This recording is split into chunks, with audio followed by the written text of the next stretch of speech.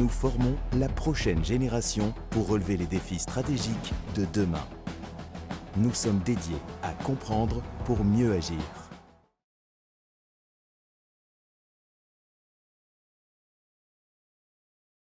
Nous sommes de retour pour un deuxième atelier de formation pour étudiants et chercheurs émergents aujourd'hui. Je m'appelle Stéphanie Von Lapke, je suis professeure à Queen's et co-directrice du réseau d'analyse stratégique. Je serai l'animatrice de cette session également. Le réseau d'analyse stratégique du programme MINDS vise à mobiliser l'expertise canadienne et mondiale à l'égard de 3 défis stratégiques pour le Canada. L'évolution du rôle des grandes puissances, la coopération multilatérale, l'avenir du renforcement des capacités. Comme je l'ai mentionné ce matin, un de nos objectifs principaux est de former la prochaine génération d'experts en matière de sécurité et de défense. Et ce deuxième atelier est un atelier de formation pour les concours de bourse du CRSH à la maîtrise et au doctorat. Les présentations seront en français, mais une version avec des sous-titres en anglais sera disponible bientôt sur le site du réseau.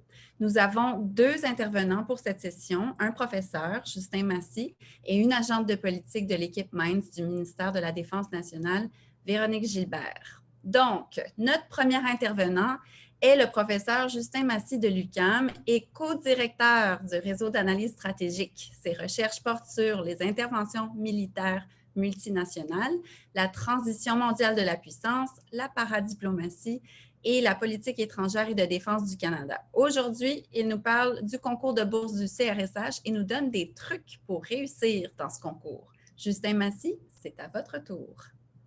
Merci beaucoup, Stéphanie, pour cette gentille introduction. Et je vais débuter tout de suite ma présentation. Il me fait plaisir de parler avec vous du concours de bourse du CRSH. J'ai eu l'occasion de toucher à ce concours de bourse-là de plusieurs façons. J'ai écrit beaucoup de lettres de recommandation pour les étudiants de différents niveaux de maîtrise, doctorat et post-doctorat pour ce concours-là. J'y ai moi-même bénéficié quand j'étais étudiant également, et ça m'a aidé d'ailleurs à avoir un poste de professeur ensuite. Et j'ai également arbitré des concours de bourse et de subventions également du CRSH dans le passé.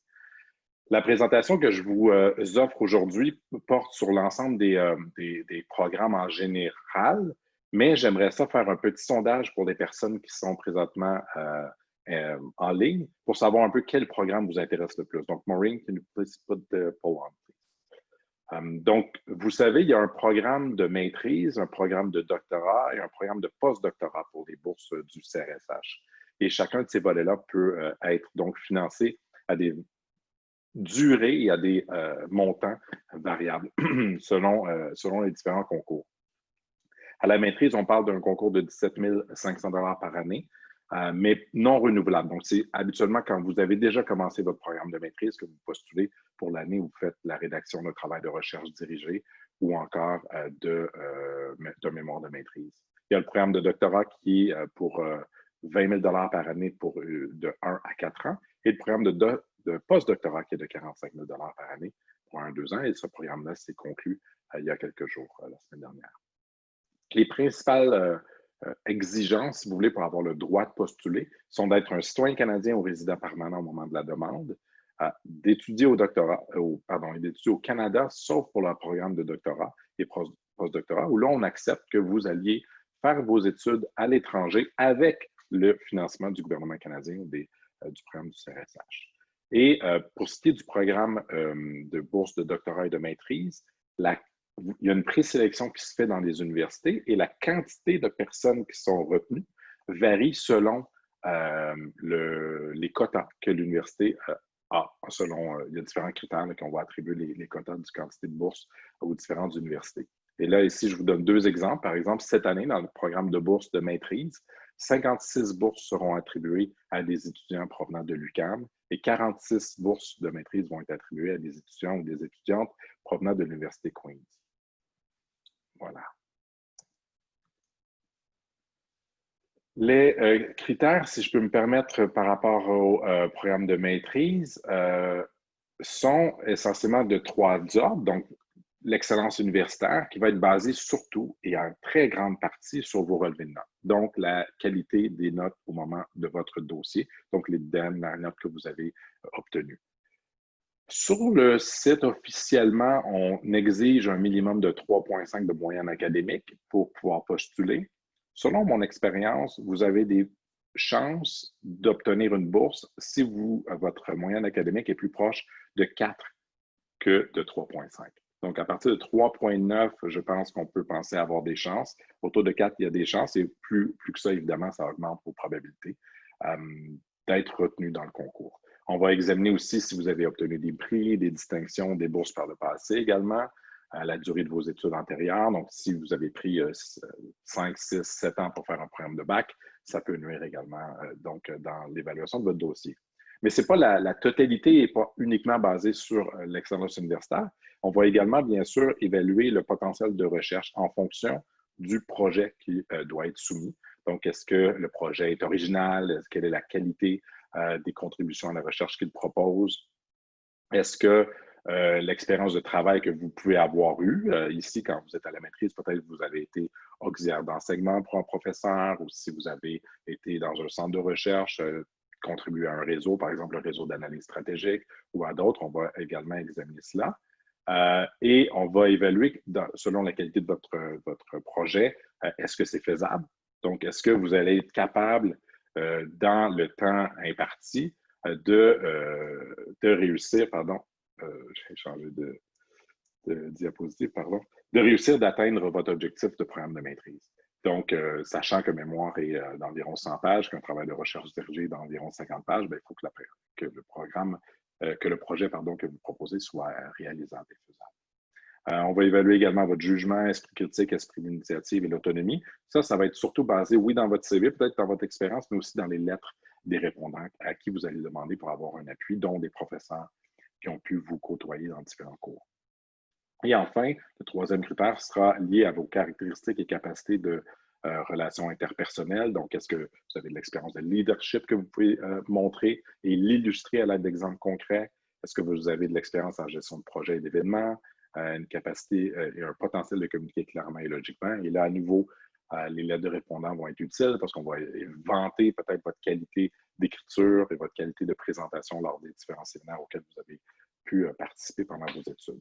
Et enfin, on va examiner aussi le niveau de participation à la vie universitaire, le bénévolat et le travail communautaire également. Ça, ce sont donc les critères officiels sur lesquels le comité d'évaluation, que ce soit à l'intérieur des universités ou au sein du programme CRSH, vont utiliser pour évaluer et pour hiérarchiser les différentes candidatures. Au doctorat, c'est sensiblement la même chose. On va mettre davantage d'accent sur le projet de recherche parce que son ampleur est bien sûr plus grand. Et donc, il faut que la contribution, par exemple, originale à la recherche et à l'avancement des connaissances soit encore plus manifeste dans un projet de doctorat. Mais pour l'essentiel, au niveau de votre capacité de communication, votre expérience, leadership, jugement, esprit critique, etc., l'importance des lettres de répondants également va être la même que pour le programme de maîtrise. Et bien sûr, par contre, vous aurez plus d'expérience, peut-être à montrer, peut-être un mémoire de maîtrise que vous aurez écrit, peut-être publié dans une certaine forme, également des notes que vous aurez pu avoir obtenues lors de vos séminaires de maîtrise. Maintenant, selon mon expérience, donc qu'est-ce que je pourrais recommander pour aider, pour favoriser vos chances d'obtenir une bourse du CRSH? Bien sûr, ça sera toujours en fonction de la qualité du dossier universitaire. Ça, le professeur ne peut pas changer les notes que vous avez obtenues, la qualité des lettres de répondants non plus qui sont soumises en soutien et en appui à votre demande. Là où il y a peut-être le plus de choses à améliorer potentiellement, où mes conseils peuvent être les plus judicieux, je pense, c'est sur le projet lui-même. Et mon premier conseil, c'est qu'il faut que ce soit clair. La plupart des gens qui vont évaluer les différentes bourses, les différents projets proposés par les étudiants ne sont pas nécessairement experts de chacun de ces sujets-là. Donc, il faut que ça soit écrit de manière très, très claire, très concise, de manière simple également. Il faut que dans chaque demande, dans chaque projet qui est proposé, qu'il y ait une question, une seule question de recherche simple et qui se termine avec un point d'interrogation, avec des objectifs de recherche qui soient clairs, concis, qui soient réalisables. C'est très, très important.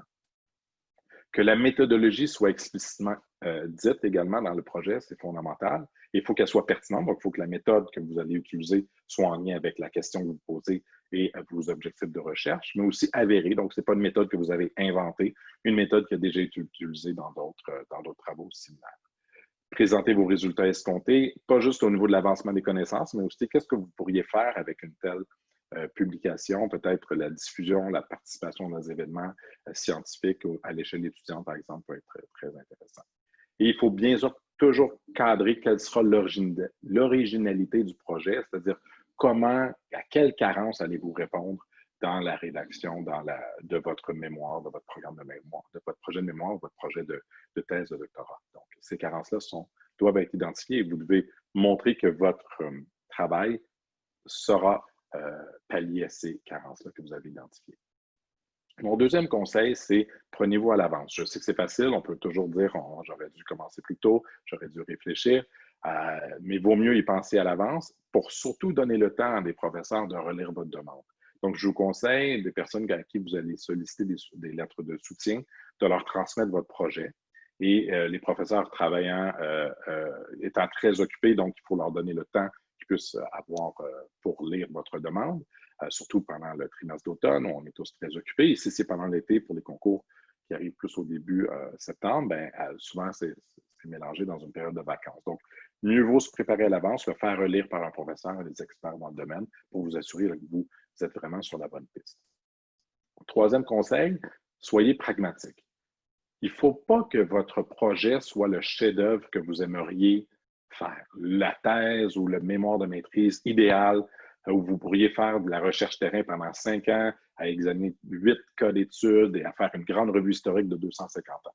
Si vous faites ça, ça serait un super projet peut-être de manière abstraite, mais vous ne serez pas financé parce que ce ne sera pas vu comme réalisable. Mieux vaut avoir un projet qui est beaucoup plus précis, beaucoup plus clair, beaucoup plus réalisable, mais qui ne correspond peut-être pas entièrement ou à 100% à vos aspirations. Et de toute façon, l'important, c'est que le projet soit financé. C'est-à-dire qu'une fois que vous avez la bourse, vous serez toujours capable, dans vos études de maîtrise ou de doctorat, de modifier légèrement l'angle du projet selon là où la littérature ou là où vos recherches terrain vont peut-être vous mener. Et mon quatrième conseil, c'est qu'il ne faut pas se décourager. Il y a environ le tiers des demandes qui sont financées la deuxième fois. Donc, souvent, je vais recommander de postuler, même si vous n'êtes pas certain de l'obtenir cette année, vous allez gagner en expérience, gagner en temps de réflexion aussi, parce que le principal obstacle, souvent, c'est de savoir sur quoi on a envie de travailler, parce que c'est 1 an à l'avance. Donc, c'est à l'automne 2020, vous devez postuler pour un projet que vous allez commencer à travailler seulement l'été prochain. Donc, il faut aussi prendre à l'avance et il faut avoir une idée de ce sur quoi on a envie de travailler. Donc, ça exige une certaine réflexion. Alors, souvent, d'avoir utilisé une première année, un premier test, ça peut nous donner un peu d'expérience. On a plus précisé un peu ce qui nous intéresse, la littérature. On a eu le temps de lire. On a fait des travaux de recherche supplémentaires également pendant l'année universitaire. Et là, on peut repostuler si vous êtes au doctorat, par exemple, l'an suivant, pour avoir un financement. Et enfin, je veux terminer avec un exemple. Étant donné qu'il y a des droits de propriété intellectuelle, je ne peux pas donner d'exemple d'étudiants que j'ai supervisés ou des étudiants auxquels j'ai pu participer à un concours d'arbitrage. Alors, je vous propose mon projet de thèse de doctorat d'il y a plus de 15 ans, lorsque j'ai obtenu le financement du CRSH. C'était le seul exemple où j'ai le droit de le publier, si vous voulez. Je ne veux pas rentrer dans le détail, ce n'est pas ça qui est important. C'est plutôt la forme. Il faut vraiment voir la clarté de la présentation, donc les espaces entre les paragraphes, pas un seul long paragraphe, par exemple. Ça, c'est à proscrire. De la littérature citée, donc il faut avoir des sources qui appuient chacun des éléments. Et des sections très, très, très claires. Donc, sujet de recherche, problématique générale, objectif de recherche, méthodologie et originalité scientifique. Point. Vous répondez donc à chacun des critères, chacune des exigences dans votre projet de manière très concise, très directe, très précise. Vous donc présentez au comité donc, de la manière la plus claire votre projet et comment vous allez le mener à terme. Voilà, donc il me fera plaisir de répondre aux questions également que vous pourrez avoir ou on pourrait peut-être creuser davantage certains éléments auxquels j'ai fait allusion rapidement durant ma présentation. Merci beaucoup. Merci beaucoup, Justin. L'automne est une période assez occupée avec tous les concours de bourse, donc merci d'avoir préparé cette présentation pour nos inscrits. Notre deuxième intervenante est Véronique Gilbert, agente des politiques du programme MINDS. Elle nous a d'ailleurs beaucoup aidé avec la mise sur pied du réseau d'analyse stratégique. Madame Gilbert a rejoint la fonction publique en 2017 après avoir obtenu son doctorat en anthropologie sociale à l'Université d'Édimbourg. Sa thèse portait sur la façon dont les dynamiques de genre au Sénégal ont lieu et elle a aussi vécu 2 ans au Sénégal dans le contexte de ses recherches. Puisque le programme Minds offre des opportunités de financement à travers le CRSH, nous tenions à en savoir plus sur les particularités de ce programme et c'est dans ce contexte que nous avons invité Véronique Gilbert. Alors, la parole est à vous. Bonjour tout le monde. J'espère que tout le monde va bien et que vous êtes excités à l'opportunité d'appliquer de postuler pour les bourses du CRSH et les bourses Minds. J'ai moi-même pu bénéficier des bourses du CRSH pour mes propres recherches à la maîtrise en anthropologie et par la suite, ces processus-là m'ont aidé à obtenir une bourse du Commonwealth pour mon doctorat. Et par la suite, j'avais appliqué pour la bourse postdoctorale du CRSH que j'ai obtenue aussi, mais que finalement, j'ai décidé de rester dans la fonction publique. Ma vie a pris un autre chemin. Donc, j'ai beaucoup d'expérience. J'ai appliqué sur plusieurs processus de bourse, entre autres du CRSH, mais de d'autres aussi. Je sympathise avec le travail et le stress que ça peut demander, mais aussi la stimulation intellectuelle que ça apporte. Donc, aujourd'hui, je vais vous parler plus précisément de l'initiative conjointe entre le CRSH et Minds, donc le programme de mobilisation des idées nouvelles en matière de défense et de sécurité. Problème avec ma... Ah, parfait. Donc, le programme Minds a 3 objectifs. Donc, répondre aux besoins de la défense nationale en matière de conseils d'experts en matière de défense et de sécurité. Celui qui nous intéresse particulièrement aujourd'hui, c'est de soutenir la prochaine génération d'experts dans le domaine de la défense et de la sécurité, donc vous, et de contribuer à la compréhension par le public canadien aux questions de défense et de sécurité. Donc, de partager le travail que vous faites, mais aussi que les experts font, mais aussi que le ministère de la Défense fait et pour aider la population à comprendre les enjeux.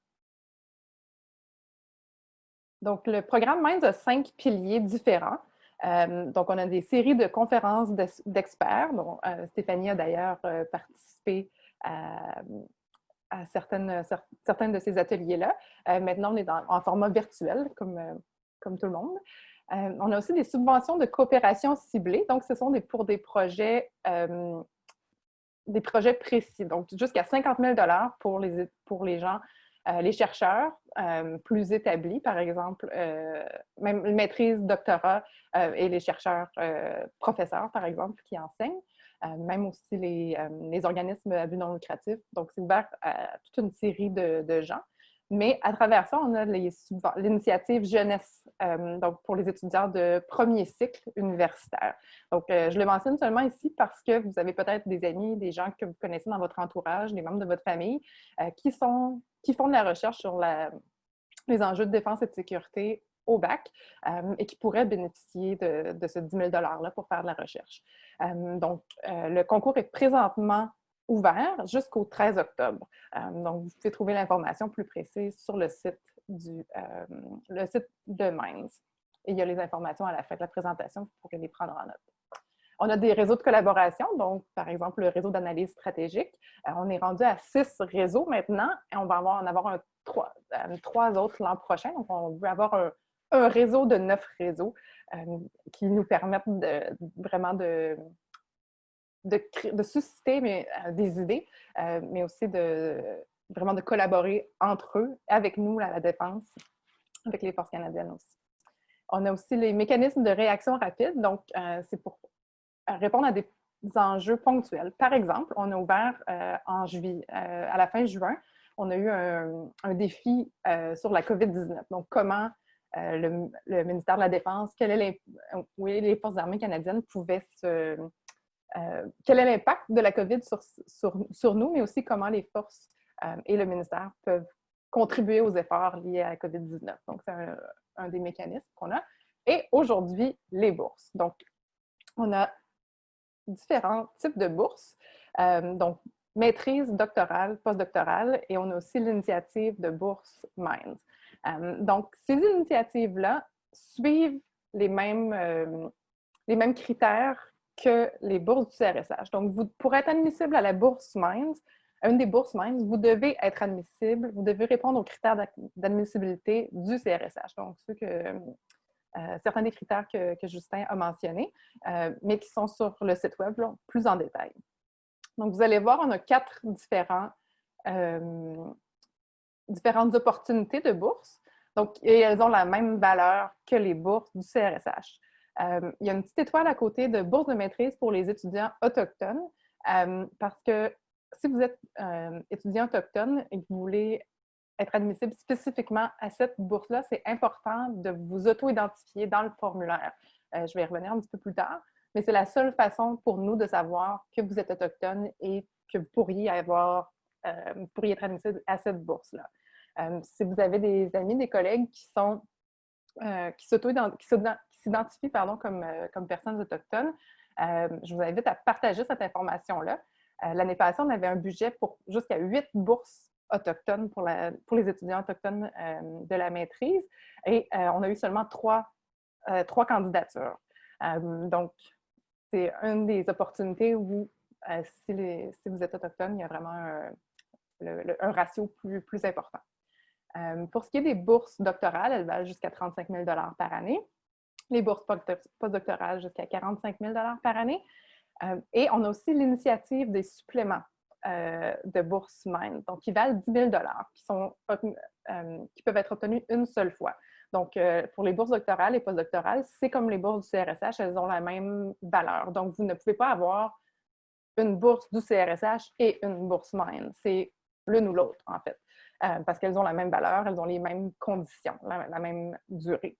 Par contre, l'initiative de bourse, les suppléments sont additionnels à votre bourse du CRSH. Donc, si vous êtes sélectionné si vous recevez une bourse du CRSH, mais que vous n'êtes pas nécessairement sélectionné pour la bourse même, vous pouvez tout de même avoir une bourse, un supplément. Si vous avez déjà une bourse, par exemple, si vous êtes en 2e année de maîtrise ou en 2e année, 3e année de doctorat, et que vous avez déjà une bourse du CRSH, vous pourriez être admissible au supplément plutôt qu'à la bourse complète aussi. Si vous avez déjà commencé votre doctorat ou déjà commencé votre maîtrise, vous pourriez recevoir un financement partiel. Donc, on dit que c'est jusqu'à 36 mois, donc, ou de 12 à 24 mois pour le postdoc. Donc, vous pourriez en recevoir, par exemple, au prorata pour 24 mois, par exemple, ou 18 mois si c'est ce qui vous reste. Donc, ça suit vraiment le processus du CRSH et c'est le CRSH qui administre les bourses. Donc, si vous êtes récipiendaire d'une bourse même, ce n'est pas avec nous directement que vous allez faire affaire. Mais ça, je vais y revenir par la suite. Donc, si vous entrez dans le système pour postuler pour les bourses du CRSH, donc c'est à peu près de ça que ça a l'air. Ça n'a pas beaucoup changé depuis le temps où moi, je faisais les demandes. Donc, vous devez sélectionner l'initiative de bourse Minds pour que ça soit considéré. Donc, là, je veux juste mentionner que l'image que vous voyez, c'est le profil pour les bourses de doctorat. Pour les bourses de maîtrise, vous allez probablement avoir plus d'options dans le menu déroulant, là où vous voyez en bleu l'initiative de bourse Minds. Donc, faites juste chercher, mais elle devrait être là. Donc, n'oubliez pas de sélectionner l'initiative de bourse Minds et vous devez, si vous êtes autochtone, justement, la petite étoile est de retour, vous identifier comme candidat autochtone pour être admissible à la bourse autochtone. Vous pourriez recevoir l'autre bourse aussi, mais c'est vraiment important de s'auto-identifier pour celle-là. Ensuite, quand vous arrivez plus loin dans votre demande, donc entre le profil de la demande qui est en haut et vers la fin, là où il y a la flèche, la justification, donc c'est vraiment ce dont Justin a parlé, donc développer votre projet de recherche et vos contributions à la recherche et donc tout ce qui a été mentionné précédemment. Pour la bourse Minds et pour les suppléments, on vous demande d'expliquer en quoi votre projet de recherche est lié aux défis en matière de politique du programme MINDS ou à la politique de défense du Canada qui s'appelle Protection, Sécurité, Engagement. Et on vous demande de faire ça en une page. Donc, vous devez suivre les indications qui sont indiquées là, donc pour le format, sur la page, la marge et tout ça. Je vais vous donner un petit peu plus d'informations sur ce qu'on veut dire sur les défis en matière de politique. Donc, si vous allez sur le site web, vous allez voir tous les défis sont bien expliqués. Je vais vous montrer en fait sur... Voilà. Alors, vous voyez, on a différents défis qui sont divisés par thème. Donc, par exemple, si on regarde en haut à gauche, des personnes et des familles bien soutenues, diversifiées et résilientes. Et vous avez chacun des défis qui, sur les points qui sont en dessous. Donc, modèle créatif de recrutement et de maintien des effectifs, prévention et gestion des comportements des crimes haineux. On a aussi renforcement des capacités. Donc, ce sont des thèmes qui ont été développés en tant que priorité. Donc, on a consulté des gens de partout dans le ministère de la Défense nationale et des Forces armées canadiennes et on a réussi à colliger, en fait, à trouver c'est quoi les enjeux qui sont les plus importants, qui sont les plus... les enjeux chauds qu'on prévoit au cours en ce moment, mais au cours des prochaines années aussi, et sur quoi on pourrait bénéficier d'une expertise externe.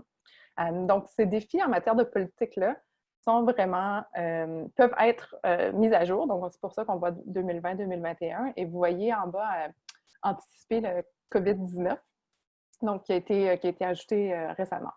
Donc, ces défis-là représentent nos priorités, d'une certaine façon. Et quand vous allez sur le site web, c'est important de cliquer sur le thème qui semble le plus proche de votre recherche. Donc, vous voyez, sur chaque thème, sur chaque défi, donc par exemple, approche novatrice en matière de composition et de structure des forces. Il y a plusieurs sous-catégories, en fait, sous chacun des défis, qui vous donnent plus de contexte, des considérations, des résultats souhaités et des questions clés ou des questions additionnelles qui vous permettent de comprendre comment on conçoit le défi et quels sont les enjeux qui sont reliés.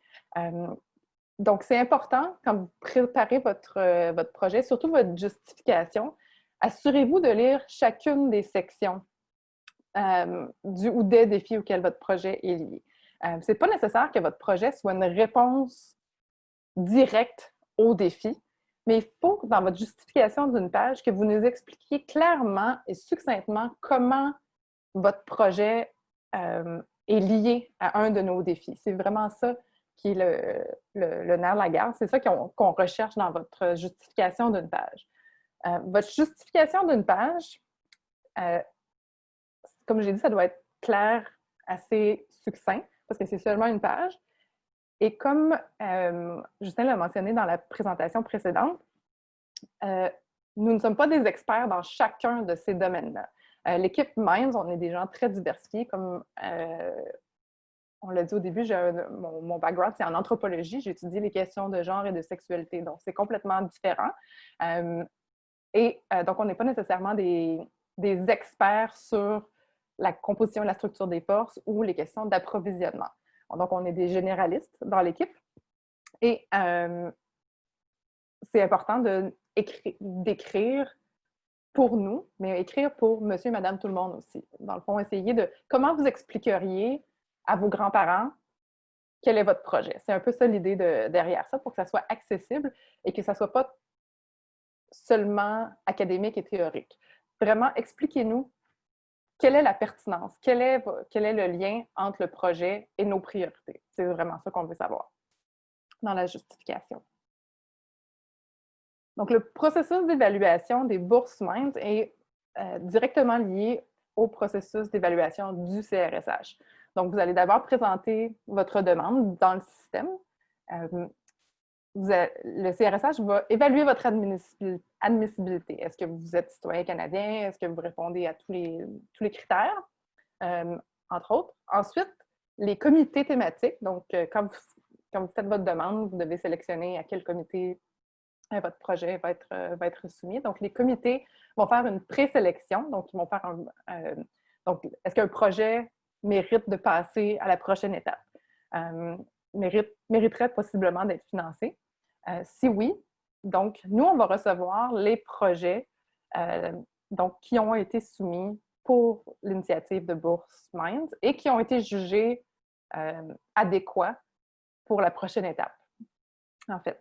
Donc, c'est ça que nous, on reçoit. On ne reçoit pas tous les projets, ceux qui ont été présélectionnés. Une fois que les projets sont reçus par l'équipe Minds, donc, chacun des projets, chacune de vos soumissions est examiné par 2 personnes différentes. On a une grille d'évaluation. Chaque personne va évaluer et il y a une rencontre par la suite entre ces 2 personnes-là pour discuter quand les résultats, quand les scores, on donne un certain pointage. Si les pointages sont trop différents pour avoir une rencontre, et si ça reste trop différent, il y a une 3e personne qui va pouvoir établir la marque, le score final. Donc, on s'assure qu'il y a que tous les projets sont évalués de manière similaire. Et c'est pour ça qu'on le fait par 2, parfois 3 personnes. Une fois que tous les projets ont été évalués, on établit un classement, donc on fait une liste selon le pointage. Le pointage est vraiment établi par la pertinence. Comment, justement, dans votre évaluation d'une page, votre justification d'une page, comment vous faites le lien entre un ou 2 des défis et votre projet, et qu'est-ce que ça peut apporter, en fait, pour la défense ou pour le Canada de manière plus générale, ou c'est vraiment, c'est assez ouvert tant que le lien est là. Donc, une fois qu'on a établi notre classement, on envoie notre liste. On a un comité directeur de Minds, donc on a des gens des différentes directions générales du ministère et des Forces armées canadiennes, de différentes équipes, donc partout, qui font partie de ce comité-là. C'est environ 25 personnes. Ce sont ces personnes-là qui vont réviser, vont avoir la liste avec les types de vos projets et le classement qu'on a, et les commentaires aussi qu'on a mis, et vont approuver notre présélection. Et ensuite, tout ça, c'est envoyé au CRSH. Et là, c'est le CRSH qui va faire sa magie. Comme ils ont déjà établi un préclassement des demandes, ils vont comparer avec notre classement aussi, et là, ils vont essayer de maximiser les offres de bourse, donc pour que le plus d'argent possible soit remis aux étudiants et aux candidats. Donc, vous allez peut-être recevoir une offre de bourse du CRSH et un supplément Minds. Vous allez peut-être recevoir juste la bourse, vous allez recevoir directement une offre pour la bourse Minds. Vous allez peut-être recevoir seulement l'offre pour le CRSH, mais en fait, la façon dont c'est évalué, c'est vraiment pour maximiser que le plus d'argent possible soit distribué. C'est comme ça que c'est fait.